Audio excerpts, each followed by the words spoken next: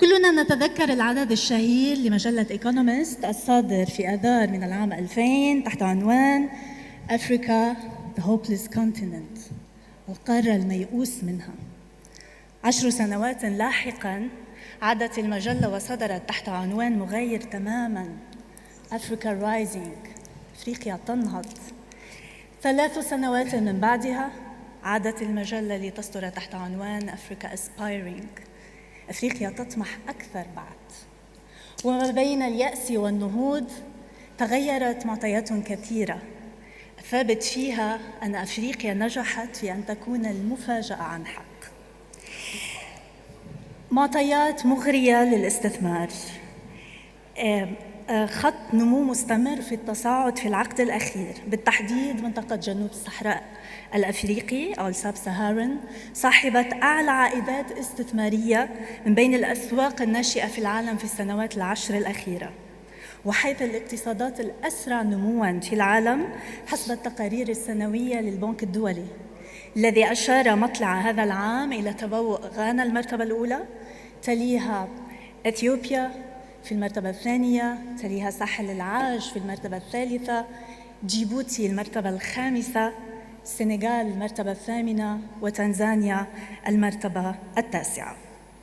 سوق استهلاكية ضخمة بنسبة فتوة تتجاوز 60%، طبقة متوسطة آخذة بالتوسع يزيد عديد أفرادها عن 360 مليون نسمة، ثروات باطنية وبحرية ضخمة تشير التقديرات إلى أن الكيلومتر المربع الواحد لا يزال يحوي على ثروات طبيعية بقيمة 114 ألف دولار، على الرغم من مرور قرنين على بدء الاستخراج المكثف لهذه الثروات. لنا أن نتخيل. في المقابل تبرز عوائق كبيرة، منافسة شرسة من الاستثمارات الأجنبية، بنية تحتية بحاجة ماسة للتوسيع والتطوير، حيث تشير تقديرات البنك الأفريقي للتنمية إلى أن هذا النقص يكلف اقتصادات جنوب صحراء أفريقيا 40% تراجعاً في مجمل إنتاجها. 60% من سكان الدول المنتجة للنفط يعيشون تحت خط الفقر. 35% فقط من سكان الساب سهارن تصل إليهم الكهرباء. ضعف في البنى الديمقراطية، نسب عالية في الفساد، نزاعات عرقية، ومخاوف أمنية وصحية. ولأن التجربة على واقع الأرض وحدها القادرة أن تمدنا بالرؤية الشافية، يسعدني ويشرفني أن أستضيف وإياكم اليوم نخبة من رجال الأعمال اللبنانيين والمتحضرين من أصل لبناني الذين تركوا بصمة متميزة كل في مجاله، لنقطف من سنين خبرتهم أجوبة عن خصوصية الاستثمارات وآفاقها المستقبلية في هذه المنطقة، أبرز التحديات التي تواجههم وسبل تشبيك قدراتهم ونقل الخبرات إلى الجيل الجديد من المستثمرين اللبنانيين الراغبين في خوض غمار التجربة. أهلا وسهلا فيكم. Welcome on board, gentlemen. Allow me please to welcome my first panelist, Mr. Colin Rizk. You're the managing partner of Mezzanine, director and divisional director of private equity risk and capital at Vintage Capital Group. You had had a wide range of entrepreneurial experiences over the years, mainly property investments, new business developments, marketing, import-export, panel beating, and insurance. Mr. Colin, the first concern that comes to the mind of an investor willing to come to Africa or to expand his business in Africa is how to secure a proper funding for his project. So what are the different forms of funding available in Africa, and what is the criteria that the project should meet in order to attract it? Well, good morning, everybody. Apologize for speaking in English for many of those who speak Arabic and French, but we are from the second generation Lebanese, where I was born in South Africa and didn't have the privilege of growing up speaking Arabic or French. Just on funding in Africa, I think Africa is no different to the rest of the world. I think certain products are still in their early stages. The traditional funding is around debt, where you get money from the banks. The second, I think, funding comes from equity. It's called private equity, where you invest and buy shares in a business to help grow the business and expand the business. And the third funding is what we concentrate on, and we call it just structured funding or alternate funding. It's called mezzanine funding. And mezzanine funding is where it's in between, like mezzanine on a building, in between the top floor and the bottom floor. We're in between the debt and the equity. And people would say, well, why mezzanine? I think mezzanine is more where the banks are conservative, and on the one hand, so the sponsor needs more capital to grow his business, to develop his business, or to acquire another business or buy out his partners. And mezzanine funding is also beneficial to the sponsors because it's less dilutive. So if somebody buys equity in your business, he's buying 30 or 40%. Whereas with mezzanine, you put in a loan which is only interest, which matures in 5 years, and we take a little bit of equity at the end of that period. So I think it's also, we were the first to do mezzanine in Africa. We're now the largest mezzanine funder in Africa. Over our 3 funds, we raised around 100 for the first fund, $1 million, 200 for the second, and 300 for the third. So it's around $600 million that we've deployed, and we're still in the process of deploying across Africa. In Europe, in the States, it's very popular, mezzanine funding, but in Africa, people are beginning to understand it, beginning to use it. So I would say, yes, there is funding available through the banks, through private equity who are very active in Africa. You have very large funds like Abraj, ECP, Helios, Actis, and we then fill the gap, and it's called mezzanine funding. Great.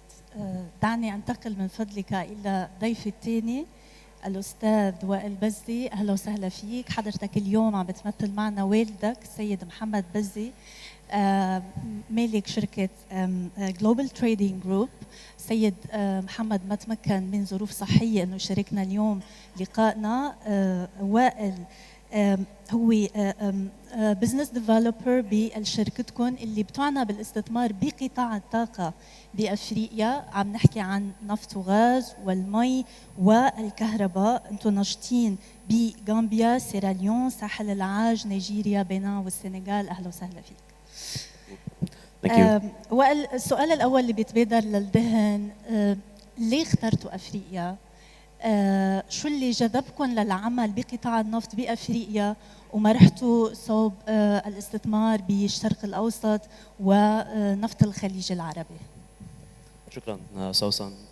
من بعد إذنك ومن بعد إذن الجمهور أنا كمان حكفي جوابي بالإنجليزي. تفضل. So our story actually begins in the year 2000, as a matter of fact. So prior to that, my family was quite active in the fast-moving consumer goods and industry and food industry in Sierra Leone, and had always been kind of active in West Africa.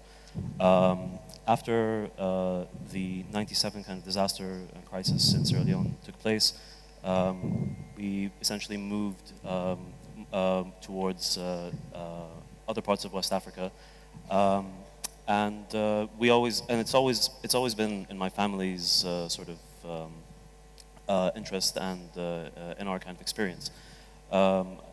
As far as why Africa in general, and as far as why these countries, Africa has always been sort of projected to sort of improve and to develop quite further, both demographically and developmentally and infrastructurally. There's always been this kind of this gap, essentially, or this bridge that has offered a great deal of potential for us to kind of to capitalize on, especially where energy and oil and gas were concerned.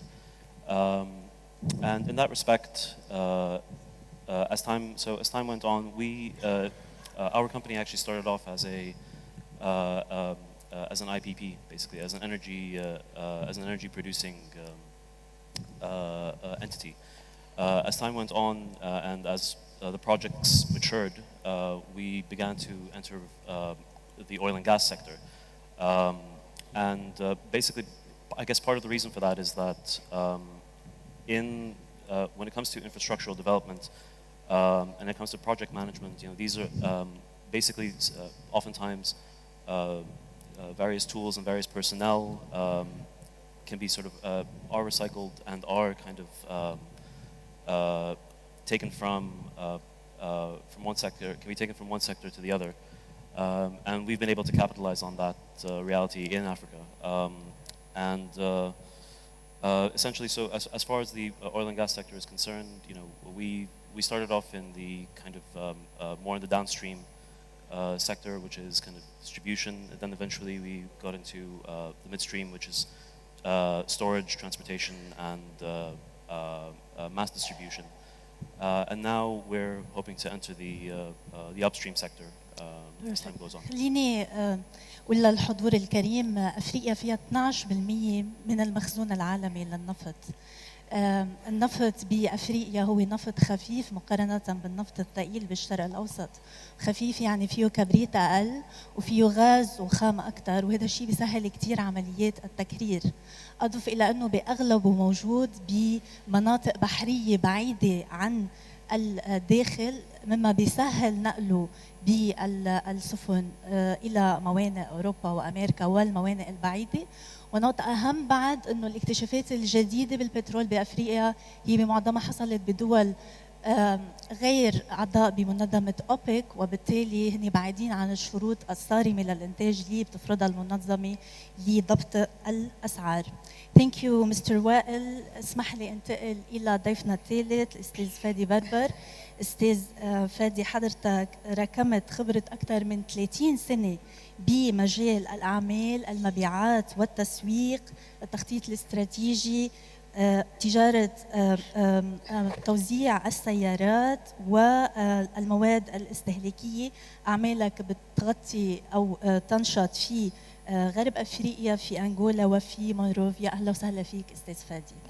بهمنا كتير نعرف من حضرتك المنافسة اللي بتواجهها الاستثمارات اللبنانية بأفريقيا بالمجمل، بأي قطاعات أكثر شيء موجودة ومنعاني منها، وهل في دور ممكن تلعبوا الدولة اللبنانية بهذا المحل لتساندكم وتساند المستثمرين اللبنانيين؟ أول شيء الدولة اللبنانية يعني عم تطلع بدورة بالمؤتمرات اللي عم نعملها مثل ما هلا قاعدين هون. نحن المنافسة موجودة عنا، صرنا بدنا يعني مفروض نحن نطلع الأمور بشكل آخر. يعني كنا نجي على أفريقيا إنه اللي منه قادر يتعلم يجي على أفريقيا، اللي منه قادر يلاقي وظيفة بلبنان يجي على أفريقيا. كان طبيعة الحياة كانت تختلف. هلا الوضع بأفريقيا يختلف تماما. يعني الأفارقة هون صاروا عم يتعلموا، صار في عندهم جامعات عم يتطوروا، فبقى نحن المفروض نطلع الأمور بشكل آخر. يعني اللي بده يروح على أفريقيا المفروض صار يعني يكون حامل شهادة حتى يقدر يقلع بحياته أو بمجال أعماله. لحتى المؤسسات هون هي صارت عم بتكون structured in a different way. يعني ما بدي أقول نحن صرنا مثل ساوث أفريقيا مثل ما قال أستاذ كولن. يعني ما we haven't get to that stage in خاصة أب صحار أب ويست أفريقيا وعم تحكي من أنغولا وطالع. يعني الوضع يختلف تحت بالدول وقت اللي كان ايام الابارتايد. هونيك they are more structured business like ناميبيا، ساوث افريكا، لحتى بالبلدان لحتى المجاوره. يعني يختلف طبيعه الحياه، طبيعه الشغل تختلف تماما عن ويست افريكا ولحتى بايست افريكا. هلا مثل ما قلت يعني المنافسه نحن بدنا نكون more competitive لأنه الناس هناك يعني local people are becoming competitive. يعني they صاروا عم يتعلموا أصحاب شهادات، عم يقدروا يفوتوا على المؤسسات، عم يقدروا يشتغلوا. هلا مثلا بأنغولا نحن عندنا كلها مؤسسات بترولية oil companies. بيطلبوا they need people. بالقبل كانوا ياخذوا they used to import employments. هلا they're finding employments هونيك يعني بالمهندسين وغيره. فبقى انا هون بدي استغل هالمناسبه لحتى ادعي ناسنا يعني او ادعي اللبنانيين لحتى يكونوا جاهزين لحتى التحديات الموجوده عندنا بافريقيا. ما بس باللوكال، كمان في عندنا منافسه مثلا هونيك من يعني اذا بدك تجي بتجاره الالماس او بتجاره لحتى الاويل. في عندك الاسرائيليه فايتين على الداء، في عندك كمان المناطق الثانيه الاوروبيه. خلينا نشير هون انه بتوغو باكتوبر 2017 كان في قمه اسرائيليه افريقيه لتنسيق الاستثمارات وتنشيطها بافريقيا كلها سوا بقطاعات الطاقه والتجاره والاتصالات. فاذا يعني نحن امامنا شغل كثير. يعني هون نحن we need to become more competitive. يعني نحن اذا بدك تيجي المؤتمرات اللي عم تنعقد هيدي عم تنعقد، واذا بتلاحظي يعني عم بيفوتوا بالمحلات اللي نحن ما عندنا على استعداد نفوت فيها. بس برضو انا فيني احكي لك عن انغولا. نحن في عندنا مؤسسات بانغولا مثل دار الهندسه، مثل شركات لحتى اي تي. يعني رح اترك هيدي النقطه لانه رح اسال حضرتك، وهذا موضوع بيعنينا عن الاستثمارات اللبنانيه بانغولا وواقعها اليوم. خليني اشير استاذ فادي انه وزاره الخارجيه وتحسسا منا لحاجه المستثمرين اللبنانيين للدعم وبالحاح ومتابعه مباشره للموضوع من معالي وزير الخارجيه والمغتربين الاستاذ جبران باسيل. بهذه الاثناء ببيروت امتحانات تجري لضم 17 ملحق اقتصادي ينتشروا بسفاراتنا حول العالم ويساعدوا رجال الاعمال اللبنانيين يكون عندنا رؤيه افضل لواقع السوق ولجذب الاستثمارات ولدعمهم في مواجهه المنافسات. وطالما انه عم نحكي عن افريقيا، طبعا بنعرف كنسبه مئويه الحضور الاقوى والاكبر للاستثمار الاجنبي هو للصين، اللي لحالها تستحوذ على نسبه 16% من مجمل الاستثمارات بافريقيا باكثر من 2000 شركه صينيه ب50 بلد افريقي. فاذا قدامنا شوط كبير من العمل للصمود بهيدي الظروف. اسمح لي انتقل الى ضيفنا الرابع استاذ جورج رستم. حضرتك سي او لمارينا جروب وعندك خبره 25 سنه بمجال الاستثمارات العقاريه وتوزيع المنتجات الماركات التجاريه والتسويق وانشاء والاداره ببوركينا فاسو بالنيجر وبغانا. حكينا عن التمويل مع مستر كولين. خليني اسالك عن عنصر مهم ايضا بانجاح الاعمال وهو العامل البشري والموارد البشريه. هل بسهوله بتقدروا تلاقوا الكوادر التقنيه المتخصصه وكيف بيصير البحث عنهم بهيك سوق واسع؟ تفضل. الو، بدنا نكفي مثل ما بلشنا بالدول الغنيه بافريقيا لدول بترول لدول اقل. نحن بنجي على المالي على النيجر، البوركينا، دول بعيده عن البحر. نعم. ظروف الحياه اصعب فيها بكثير من المعيشه على البحر على الكوت بنقول لهم. بنجي على الغانا بخبرتنا بال 25 سنه اليوم عم تتغير افريقيا بسرعه. الطاقم البشري صار في عندهم مدارس تكنيك بشكل فظيع حتى بالدول الداخليه. كانت الدول على الكوت مثقفه اكثر، في كثير عندهم فينا نقول الفرنسويه او الانجليز كانوا تواجدهم اكبر وكانوا في مدارس اكثر. اليوم حتى الدول الانكلافي، الدول الداخليه مثل البوركينا والنيجر والمالي، كمان صار في الطاقم البشري الافريقي مثقف عم يدرس، وصارت الطاقه البشريه اهين لاشخاص عندهم المينيموم كواليفايد او كواليفيكاسيون تا يفوتوا بالمودرن تريد. بقى هون نحن كمان المستثمرين اللبنانيين اللي بدهم يجوا بده يكونوا محضرين حالهم. بعد في كثير افونتاجات، في اشياء كثيره بعد ما انعملت بافريقيا، بس في اشياء انعملت كثير بهالفتره التغيرات او التطور اللي صار بافريقيا.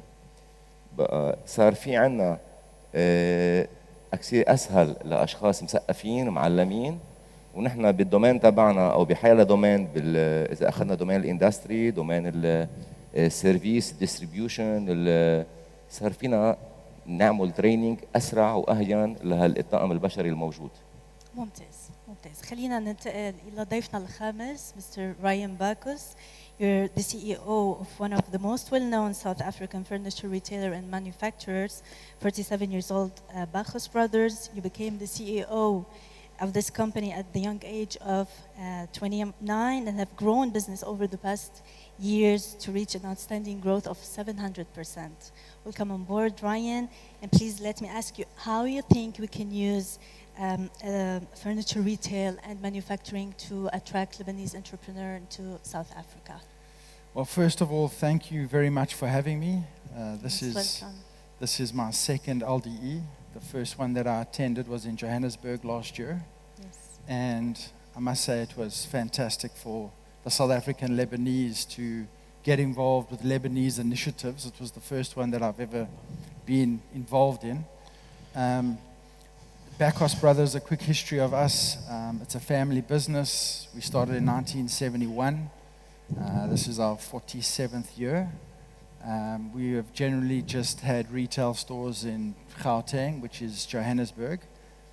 Since I took over, I did start to open up various other stores around the South African country. We recently opened up a store last year in Cape Town.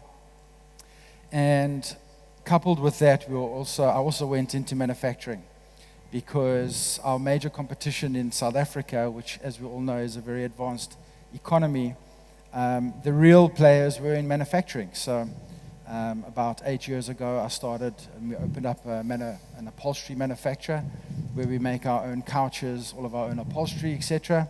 And then 3 years ago, there was a very old and very good name, a woodworking factory called Gordon Fraser that actually went insolvent. And then we bought that factory and now we have successfully implemented that manufacturing.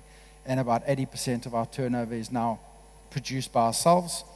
Bacchus Brothers, we supply the South African market. We have deliveries going nationwide and 30% of our turnover goes into Africa. And what happens is the wealth and a lot of the African presidents have bought furniture from us as well as their ministers, etc. So they come to us and they come shopping at Bacchus Brothers and then we pack the containers and export into Africa. Perfect. And yeah, I think there's great potential for young Lebanese entrepreneurs to move into Africa. There are a lot of brands in South Africa that are looking to expand. We are one of them. We're offering franchise opportunities within Africa. You've got people with large funds that can fund you. You've got businesses that are ready to go to open up stores within Africa. And in this room, you could, with the right networking as a young Lebanese entrepreneur, you could put together a business in any of these African countries very quickly. You worked hard, Ryan, in order to expand your business. So let me ask Mr. Colin, please.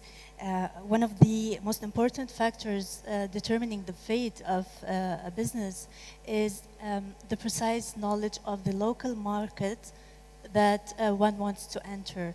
So in a vast area as large, as diverse as Africa, how do investors get comfort around local knowledge, laws in different countries? It's a big challenge. Our first fund was only South Africa. Our second fund was 35% into the rest of Africa. And our latest fund is 55% into the rest of Africa.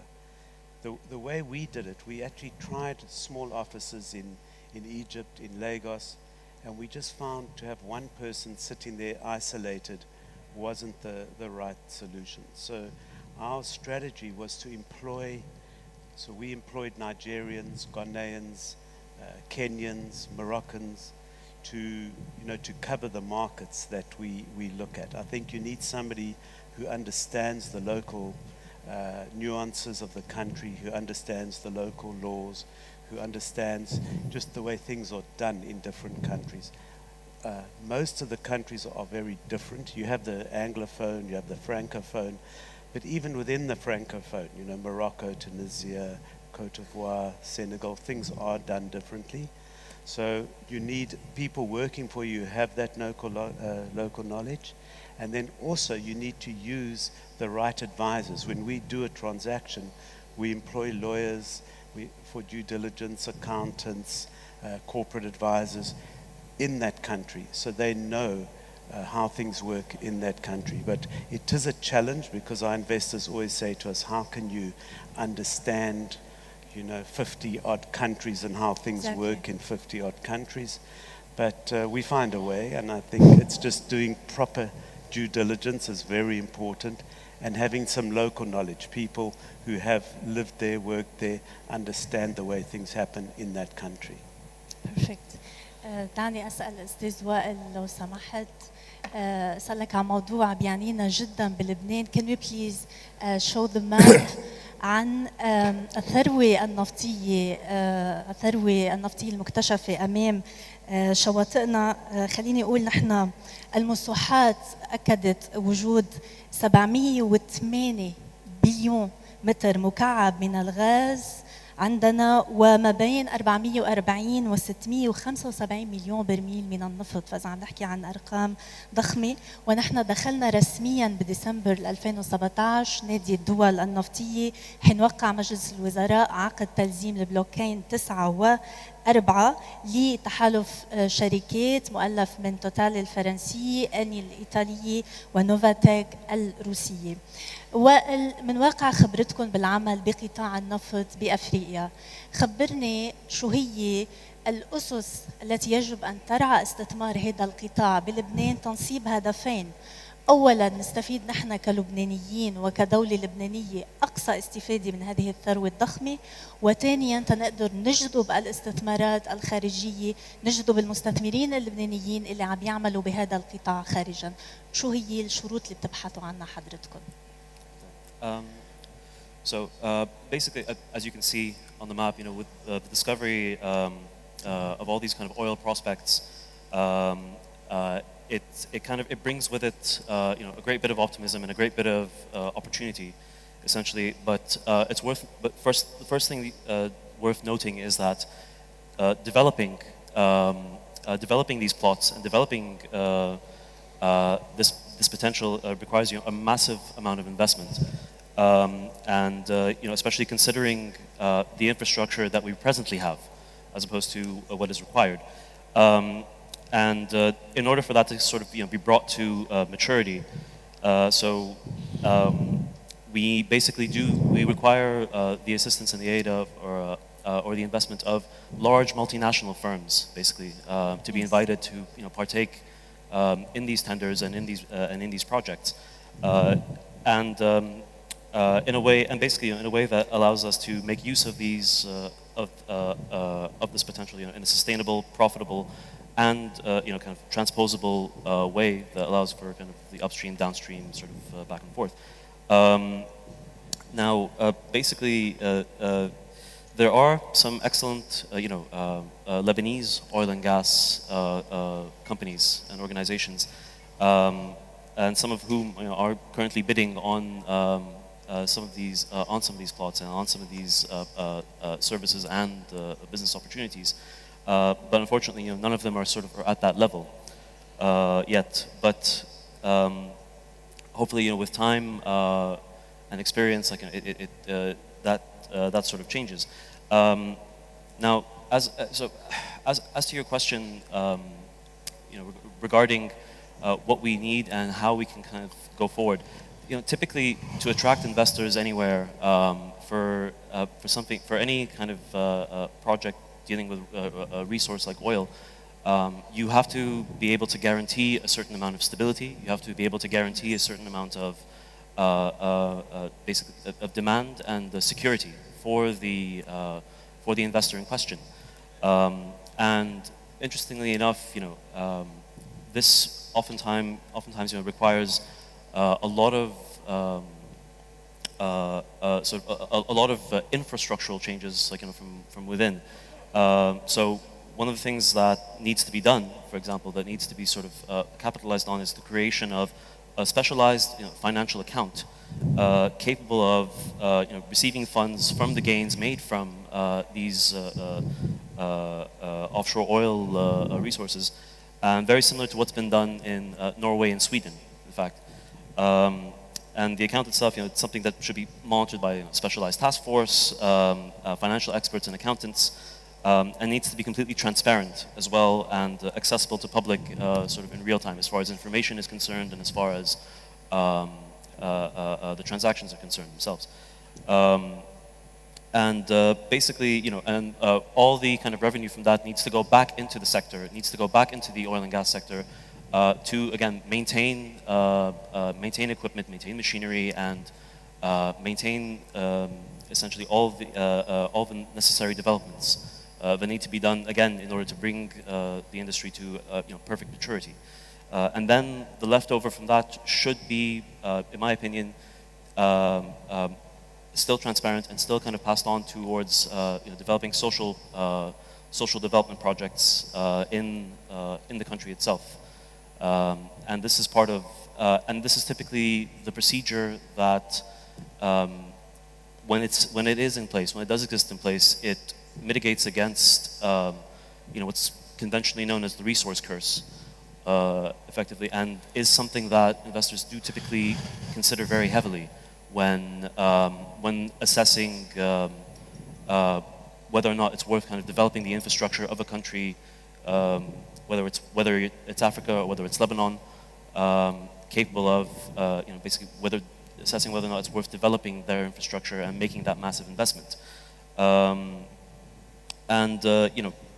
Essentially, it's as I said, currently there are no Lebanese firms capable of taking on such a massive investment at the moment, but the Lebanese are nothing if not clever.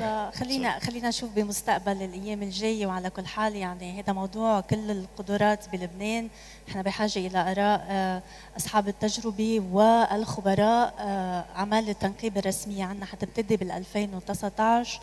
ان شاء الله بنقدر نجيب كم كبير من المستثمرين اللبنانيين إلى هذه الثروة الوطنية الضخمة اللي ممكن تخلينا نقلب واقع اقتصادنا من حالة عجز تام فيما إذا تصرفنا بحكمة ومن دين ضخم عنا إلى حالة من الوفرة والبحبوحة بعتقد من حق الشعب اللبناني يتنعم فيها.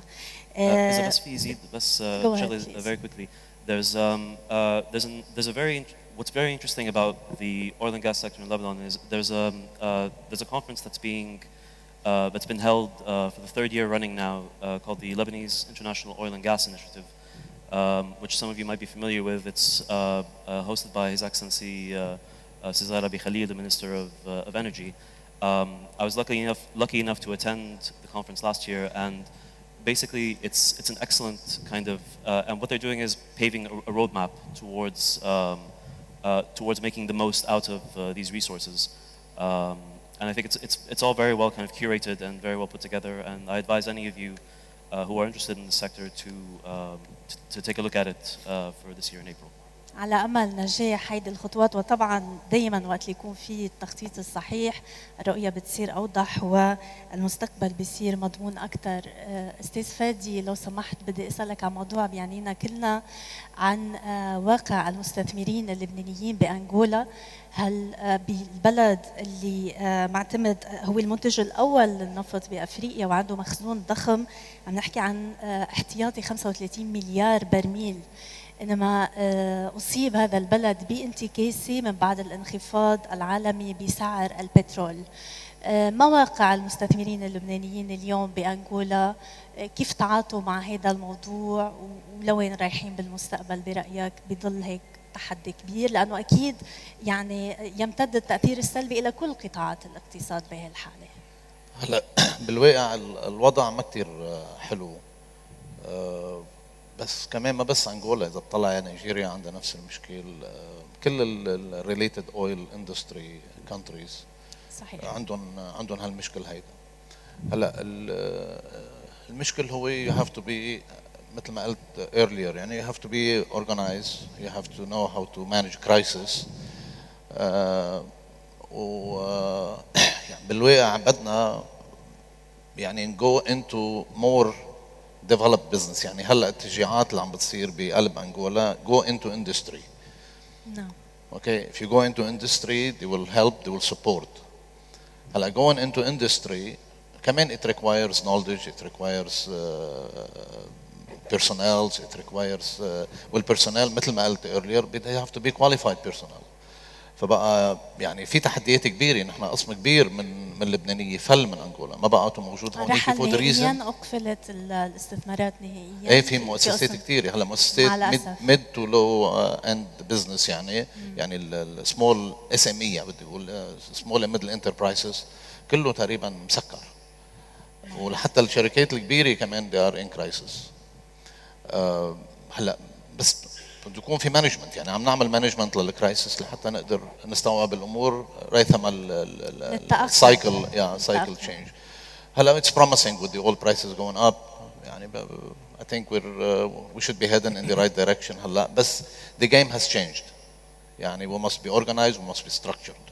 على كل حال يعني بعالم الأعمال معروف أنه مع كل أزمة ممكن نلاقي فرص أخرى نستثمر فيها. خليني أنتقل وأسأل الأستاذ جورج رستم عن واقع الاستثمار اليوم بأفريقيا، وين بتشوف رايحين بمجالات الاستثمار؟ هل هناك من مجالات استثمار جديدة تظهر؟ هل هناك من فرص جديدة أمام المستثمرين الذين يرغبون بالقدوم إلى هنا؟ هلا اكيد الكريزه عالميه صحيح. وافريقيا منا بمنأى عن الكرايز لا بالبترول ولا بالارهاب. يعني اذا بناخذ بمنطقه المالي والنورس بهالمنطقه كلها في مشاكل على صعيد الامن. هلا كمان بعد سنتين ثلاثه عم تهدى الامور، عم بيرجع في تتعود او تتاقلم الشعوب مع الواقع الموجود. مثل ما قال زميلي فادي انه بس نعمل جود مانجمنت ونقطع الكريزه، ما في شيء بالازمات هو نيجاتيف دون لابسولو. صحيح. في شيء عنده حسنات وفي عنده سيئات، في فرص تخلق وفي فرص بتروح. بقى اللي بيكون متاهب بيكون متحضر بالكوادر تبعه في على طول نقدر نخلق ليش، وخاصه بدول افريقيا اللي بعد عندها كثير مجالات ما تطورت. يعني في عندك مثلا ريتيل ديفلوبمنت، محلات ثياب بالماركات، بعد ما في ماركات في واحد يخلق نيش ويبلش يعمل بمانجمنت بادجت معين، ياخذ مجالات بالريتيلز بالديستريبيوشن. في بالاوتيلات مثلا فيك تعملي مثل جيست هاوس من 10 اوض 20 اوضه لاوتيل 200 300 اوضه كمان. في عندنا مجالات كمان اذا بدنا نقول الامبريسيون والطباعه والماركتينج لهالريتيلز. في عم يطلع مولات اليوم حسب البلد حسب التطور، عم تبلش بمول من 2000 3000 متر لمول بالغانا ل 20 و30 و40 الف متر، وعم وفي كومبيتيشن مع شرك عالميه وصاروا ديجا وصلوا على افريقيا وكلهم عم بياخذوا مواقعهم. نحن هون نلعب دور كثير كبير اذا بلشنا كمان من اليوم نتاقلم نطور حالنا ونفوت على منافسه شرك عالميه ونبلش نشتغل بطريقه سليمه. في بنلاقي على طول مجالات للاستثمار. كمان في بالصناعه فينا نبلش صناعه صغيره اجرو اليمونتير اسمها صناعه ترانسفورماسيون، بنبلش باشياء صغيره، اعاده تعليب، اعاده توضيب، وبتصير تكبر الشين بالاندستري حسب الدوله اللي نحن موجودين فيها. خلينا هون ننوه لقطاع مزدهر حاليا هو قطاع الاتصالات والاستثمار بالاتصالات والانترنت. بافريقيا 700 اكثر من 700 مليون شخص اليوم بيحملوا هواتف خليويه، وهذا رقم هائل بالنسبه لعدد السكان الاجمالي اللي هو يبلغ المليار. فاذا في عندنا فرص كبيره بهذا المحل. قطاع اخر ممكن كثير الاستثمار فيه اليوم واللي هو قطاع الزراعه. 35% من مجمل مساحة أفريقيا هي مساحة صالحة للزراعة، فقط 9% منها مستثمرة. قطاع آخر ممكن نشتغل فيه ونشتغل عليه بقوة هو قطاع السياحة، لأنه عائدات الاستثمار بهذا المجال تبلغ فقط 3.5% من مجمل الاستثمارات بالقارة. تفضل بدك. بدي نوه على اللي تفضلتي وقلتيه بالزراعة. تفضل. معروف بالويست أفريقيا نحن على خط جرينتش، والخبرية انه الصينية كتير عم يجوا يتملكوا اراضي لأنه أراضي زراعية بدها شغل، أكيد بدها عناية تربة، بس فيها مي على الخط، وعم يجوا يستثمروا بشكل هائل مليارات الدولارات بالزراعة وبالأراضي وبالأجريكلتشر. Stop it. Mr. Ryan, please let me ask you, as we all know, nothing comes for free. And in the face of the huge investment revenues in Africa, there sure are many challenges facing entrepreneurs willing to open businesses here. So can you give us an overlook at this issue? Yeah, there are some definite challenges for entrepreneurs that want to open up in Africa. I'll just give some personal experiences of mine, as well as colleagues and friends of mine that want to expand their businesses into Africa. Each African country is very different, and I would highly recommend from people that I've spoken to that when you do want to open up in the other countries, you really do have to have some local participation and local partners. Some of my cousins, in fact, that have businesses, for example, in Zimbabwe, the biggest complaint that they have is that the businesses are profitable, their bank accounts are full of money, but they cannot get their money out of the country. They cannot EFT it back into South Africa. We have problems in Bacchus Brothers with the same problem. Angola used to be a very big market for us. At one stage, for about 4 or 5 years, it was our biggest market other than South Africa. And then when the oil price went down, the orders and the customers that used to come to us from Angola dried up. The same problem with Mozambique. They also have big issues. Our customers are even saying to us that we really want to buy our furniture from you, but we cannot get our money out of the country. What also happens is that they fly over the border with a wad of US dollars cash, and unfortunately we cannot take that cash in South Africa. It's illegal, so we have to decline, and because of it we find it very hard to get our business to grow in Africa. So those are one of the concerns for franchising in Africa. I think that's why you do need local partners when it comes to expanding in Africa in certain countries. Obviously it doesn't affect all of African countries, but in the SADC region, it's one of the biggest issues that we find. So in the light of the challenges you have mentioned, obviously the solidarity and cooperation among Lebanese entrepreneurs is very crucial in order for us to survive, which leads me, Mr. Colin, to ask you about a topic that our Minister of Foreign Affairs holds dearly, the networking of Lebanese diaspora, and how to put forth a well-organized strategy that helps to promote and develop the Lebanese businesses. Do you think that we are capable to efficiently and successfully lobby for the benefit of the Lebanese businesses, and would creating a Lebanese forum or Lebanese African forum, would it be beneficial in this case? Would it help? Is it feasible?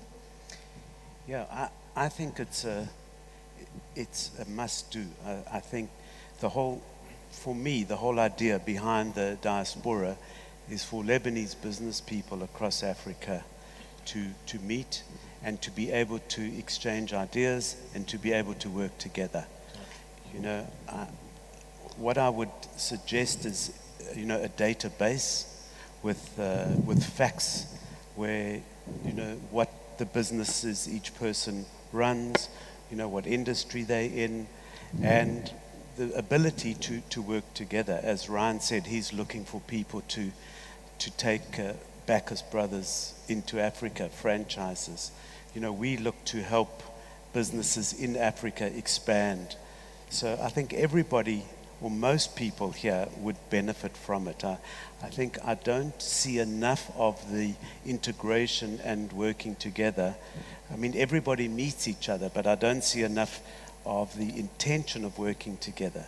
Worldwide we see it with other nationalities. We see it, prominently with the Jewish people, where they really want to work together. I think a lot of other communities, there's this mistrust, or where they just feel that they don't work together. And I think there's a huge opportunity for the Lebanese diaspora to work together. And it starts with a database where who the people are, what they do, and that you can communicate with each other to say, can we help, can we work together in some way. So I think it's a huge opportunity that I think needs to be taken more seriously and needs to be promoted.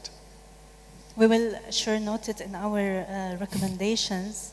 على امل يعني انه بالال دي اي المقبل بافريقيا السنه الجديده بنكون عم نحتفل باطلاق مثل هذه المنصه اللي تحدث عنها مستر كولين، اطلاق فورم يساعد رجال الاعمال اللبنانيين على انه يتبادلوا خبراتهم وعلى انه يتوسعوا ضمن استراتيجيه واضحه بالسوق ويقدروا يفرضوا الشروط الامثل لاستثمارهم.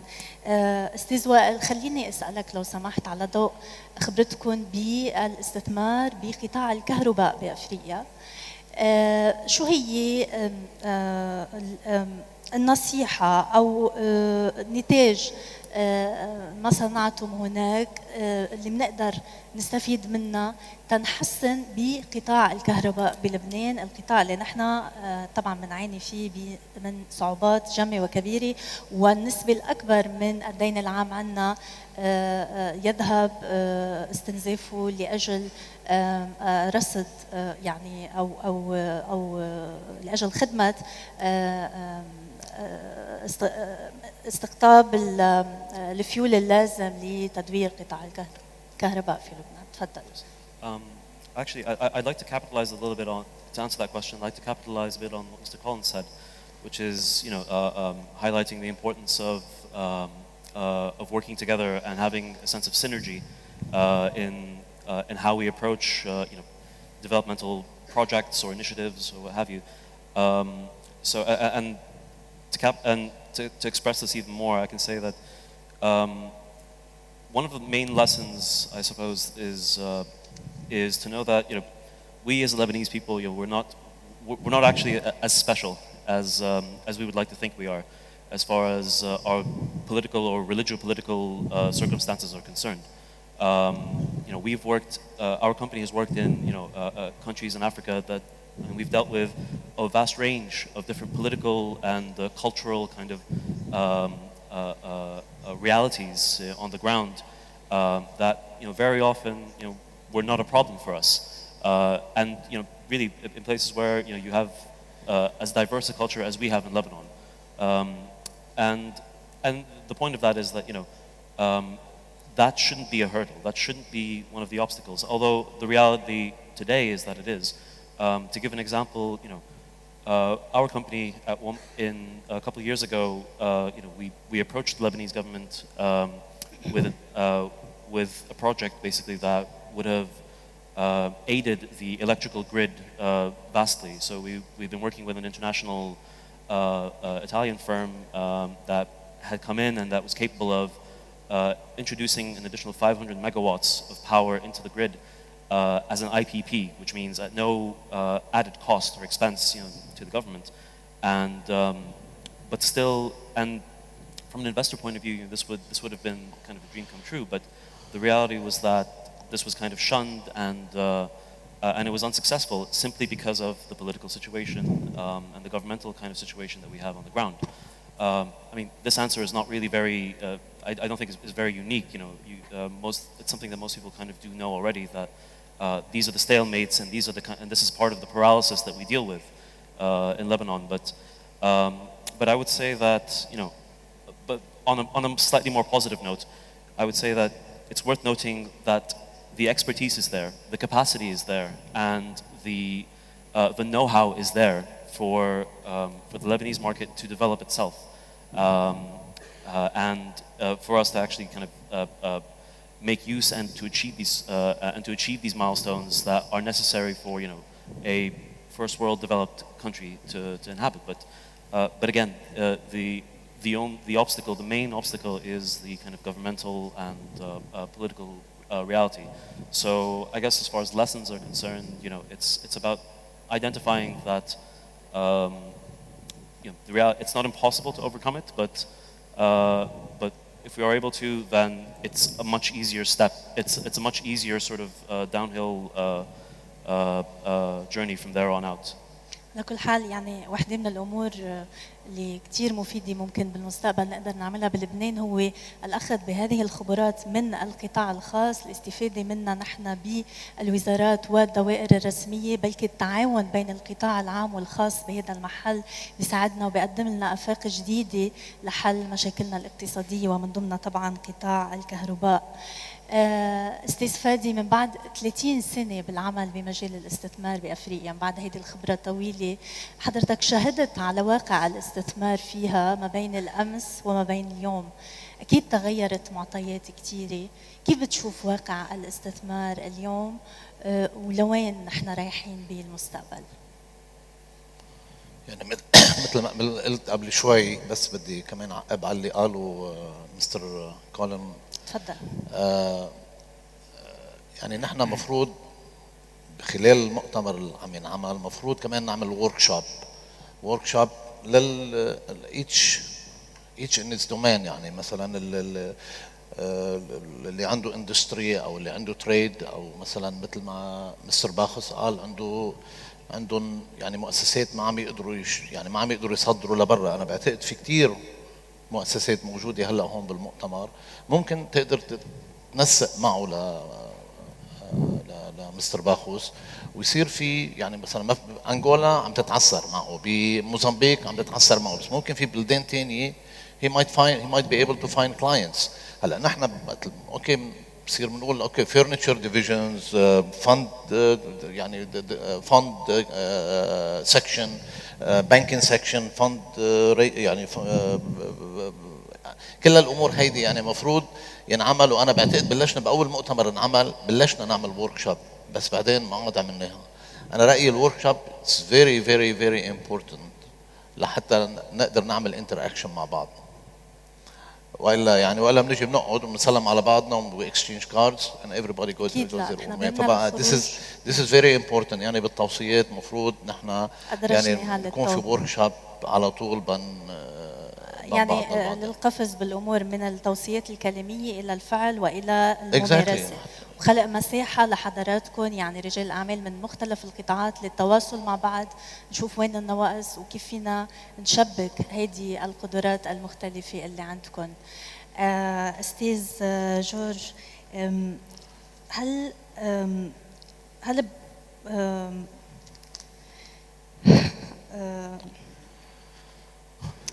عند فتح شركات جديدة اليوم بأفريقيا نحن عم ندعي المستثمرين إلى القدوم وعم نشجعهم، شو هي المخاطر؟ لأنه أنا كمان بهمني نكون واقعيين، مش بس نهتم بالصورة الوردية والكبيرة لعائدات الاستثمار الكبيرة بأفريقيا.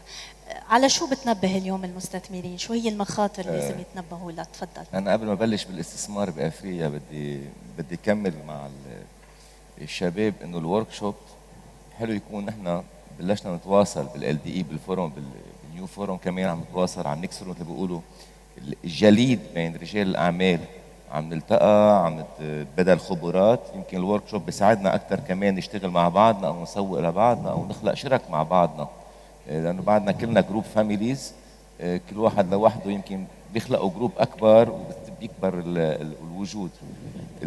كمان اذا فينا نعمل على اشتغلنا على اكس افريقيا، فينا نشتغل اكس افريقيا لبنان كمان ورك شوب مع نسوق بضاعه لبنانيه بافريقيا. نحن ديجا بلشنا فيها وعندنا كثير بضاعه ومعامل، بس بعتقد ورك شوب مع مور ماركتينج ديفلوبينج بتساعد كمان الاكسبورت من لبنان على افريقيا وعلى العالم. عم نحس انه كثير بلبنان مركزين على اوروبا على امريكا، بس كمان افريقيا سوق كبير للبضاعه اللبنانيه. نرجع للسؤال الانفسترز بافريقيا بظروف الكريزه بدهم يكونوا كثير حذرين. مثل ما نحن صار فينا بجينا على افريقيا في لبناني ساعد لبناني، ولانه في لبناني كمان اسهل المجه، كمان فيهم يجوا يعملوا كونتاكت مع اصحاب معنا، مع اشخاص موجودين من ال LDE وينتبهوا على الدومينات، على الفارياسيون بالماركت اللي عم بتصير اليوم. في كريزه، في اسواق عم بتخف بمحل، في عم يخلق فرص جديده، بدهم ياخذوا حذرهم بالتشويس تبعهم.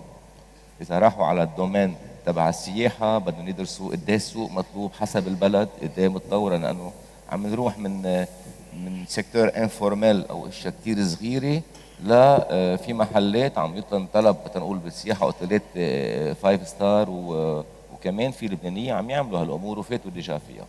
بقى النيو انفسترز بده يكون ياخذ حذره. هلا اسهل بكثير بافريقيا لانه في كثير قوانين صارت هينه. قبل كان في كثير ريستريكشن من 30 سنه ومن 25 سنه بتدخلك مع تدخيل وطني وفي محسوبيات على هيدي، وكان كثير صعبه. اليوم اتس عفوا اوبن، اليوم تأسيس شركة بأفريقيا اسهل ما صارت يكون. شروطه اخف بكثير، ما عاد في بس اهم شيء يروح على كابينيه جوريديك مرتب، مش اشخاص بيوصلوا طبيعي. نصحني فلان تعرفت على واحد هونيك وحطيته واعطيته مصاري والشباب دغري يعني بيخسروا بفوتوا، ياخذوا وقتهم بيشوفوا كابينيه محاماه مرتب فينا ندلهم، فيهم كمان في سفرات تساعدهم. سي ان افونتاج يعني يستعملوا الداتا الموجوده بالال اي دي او بالسفرات، او ياخذوا حذرهم، ينقوا كيف بدهم يفتحوا الشركه، يشوفوا اي دومين واعد حسب الانفستمنت الكابيتال بدهم يحطوه، اذا صغير وسط كبير، ويتأنوا خاصه بالظروف اللي عم تمرق فيها البلد. بس بيرجع بعيد في كثير opportunities بعد بافريقيا. ممتاز. Mr. Ryan, one of your dreams is to spread your proudly Lebanese family business across Africa. So let us wrap up this panel and send a motivational message to all the Lebanese entrepreneurs willing to come and open businesses in sub-Saharan Africa. What does this continent really has to offer, and what are the pros and the incentives? I would like to give a very big opportunity that I see that the Lebanese people can get involved in the SADC region, which is the sub-Saharan African states. There is, if you can prove that the goods have been manufactured in any of those countries, there is no duties across the borders. And that has helped us secure a lot of big contracts, hotel work, as well as when we are going against a Italian company or a Chinese company on furniture, because our goods are manufactured in South Africa, there are no duties going into those countries. So what I would like to just, give an opportunity to Lebanese people is that the South African market is a very big manufacturing market. And I know every day I hear of South African companies that are moving into Africa and opening up African businesses, especially in sub-Saharan Africa. So from the LDE, any Lebanese entrepreneur can come to the South Africans. We can introduce you to major cornerstones of industry that have the appetite to expand into SADC regions, and you can take the benefit of the no duties in between those countries. So if it's a workshop like the colleagues were mentioning, that's a huge opportunity, and not necessarily South African. I don't want to sound like I'm all pro-South African, but if there are manufacturing companies in other African states, you can identify them and see if you can open them in the other African countries, and then there's no duties. And that's a huge pricing competitive up that we have on the opposition.